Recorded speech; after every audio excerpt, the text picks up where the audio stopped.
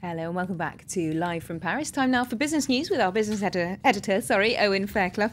And Owen, we're going to start off with that dramatic twist in the Barclays Bank scandal over in the UK. Lorna, if you thought it was all over, think again. Remember, we had the disgraced former chief executive of Barclays giving evidence to the UK Parliament about this scandal, the Deputy Governor of the Bank of England, both of them saying never did they give any sort of tacit approval or a nod and a wink for anybody at Barclays to start rigging interbank lending rates. That's the issue at the heart of this crisis. Unfortunately for them, that defence was blown clean out of the water yesterday when the former Barclays number 3 gave evidence to the same inquiry, contradicting both the evidence of the Barclays chief executive and the Bank of England in a scandal that is fast reverberating around the rest of the world.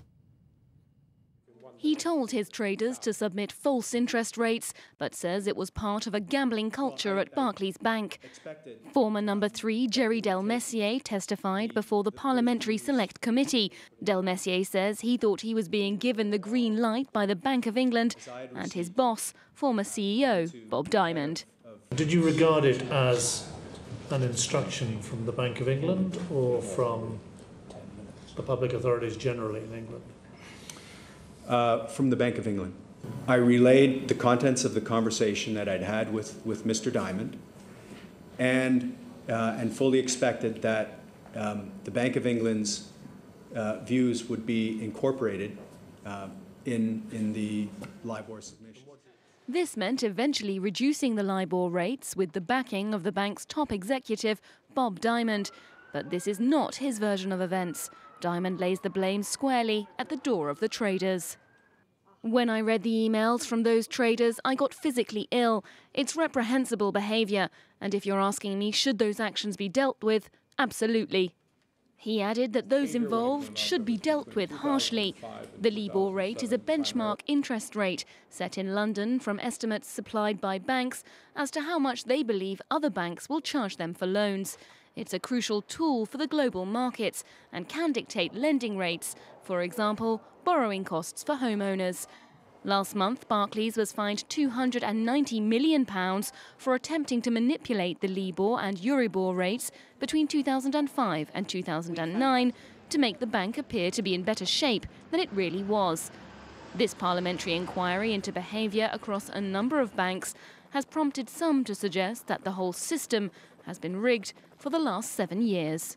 Well, as we said a moment ago, Lorna, this is now taking on a global scale. Up to 20 banks are believed to be involved in this LIBOR inquiry. Among them, Citigroup, who released their second quarter earnings on Monday. A little bit reticent about where they stand with this whole LIBOR investigation. Citigroup say they are cooperating with requests for information in this, as our rival Bank of America. Perhaps a little bit cryptically, the chief executive, Vikram Pandit, said, "The only thing I can say is do not infer from the situation of one LIBOR submitting bank that every bank is the same." So a wait and see on that one and where that investigation goes. Worth noting, Citigroup reporting second quarter revenue down 12% to $2.9 billion, but that did beat estimates. Yeah, and that in itself, the fact that it beat the estimates, was enough to push the shares up about 0.5% on Wall Street. So give us a little look at the latest numbers overall. Indeed, yeah, it was a pretty gloomy day on Wall Street, but the Asian markets are having a much better day of it. There are lots of other earnings out this week, so plenty of investors are buying into those stocks. You can see there the Hang Seng up around 1.7%, the Nikkei around 0.5% or so up. We're just about 50 minutes away from the close of trading in Tokyo. Okay, well, let's pick up now on a few more business headlines. The IMF has sharply revised down Spain's growth forecast. The organisation says Spain's sovereign debt and banking crisis will cause the economy to contract by around 0.5% next year. Just 4 months ago, it was predicting positive growth. Prospects for the US, Eurozone and China have also been trimmed, though China is still predicted to grow by at least 8% this year and next. HSBC has been accused by US senators of helping money launderers.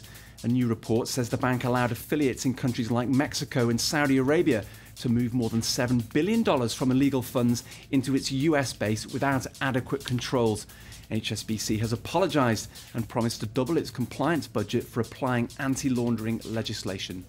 And Yahoo has appointed its 5th CEO in as many years. The struggling search engine poached Marissa Mayer from Google to try and turn its fortunes around. Mayer replaces Scott Thompson, who was forced out after fabricating part of his CV. She begins work this Tuesday when Yahoo reports second quarter earnings. Now, stripping away another pillar of Nicolas Sarkozy's legacy. French President François Hollande has already reversed his predecessor's raising of the retirement age for some workers here in France. Now he's unpicking another Sarkozy tenet: work more to earn more. That will mean taxing people who want to do overtime. But the socialist government hopes it will lead to more job creation. Stephen Carroll has the details. It was an election promise from France's new government to end the tax break on hours worked over the 35-hour week. The idea to encourage employers to take on more staff instead of working their existing employees for longer hours. President Sarkozy's government had removed tax and social security payments on these extra hours in the hope increased spending would boost the economy.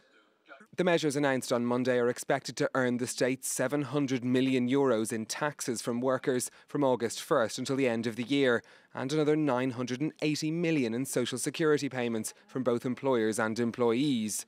It's a move that will affect an estimated 9 million workers in France, with an average loss of 1.2% of their income. All of the employees at this transport company work more than 35 hours a week. On average, overtime makes up 20 to 25% of their salaries. Ending the tax break will hit them hard. I'll lose about 60 to 100 euros a month. It's the cost of petrol for the car, 100 euros a month. It's a lot of money. At this cleaning business in Lyon, the reduced charges allowed the owner to pay his workers more. It was a way to compensate some of our workers, to allow us more flexibility according to demand. It's a tool we no longer have.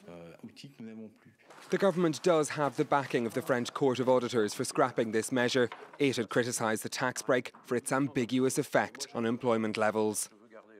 Now, to finish off, something of a musical comeback on the cards. Richard Branson is in talks to buy back Virgin Records, his very first ever company, the one that launched his whole business empire. It's hard to believe, isn't it, Lorna, that for a man who now prefers to get himself into space or hot air balloons or whatever else he does these days, planes as well, way back in the day, he was a music mogul. In fact, it was Richard Branson, let's not forget, that launched the career of the Sex Pistols before he started doing stunts like that.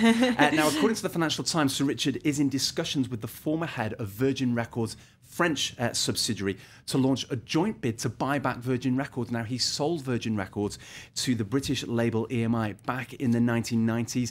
This is the label that currently has acts like Gorillaz on the roster, Daft Punk, Lenny Kravitz and so on. So quite a sizable roster. They haven't really started talking about figures yet. So in terms of what it's worth, well, it's a wait and see one. Yeah, and early days, as you say, but there are lots of hurdles to jump over before this could get off the ground. Well, yeah, it starts to get a bit complicated, partly because Universal Records, which is in itself owned by Vivendi here in France, is in the throes of trying to buy EMI. This is a company that's been bounced around all over the place for the last few years between hedge funds.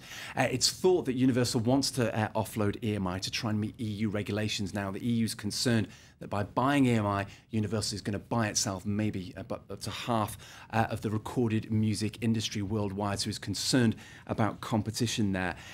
So getting rid of Virgin Records would help Universal meet and offset those concerns from the EU. We haven't had confirmation that EMI would sell Virgin, but it's considered maybe one of the less stellar labels in its empire. Okay, and what about Sir Richard Branson himself? What's he got to say about it all? Well, he's not shy of publicity, is he? As we saw there, and he's a prolific tweeter, but hasn't said anything so far on Twitter.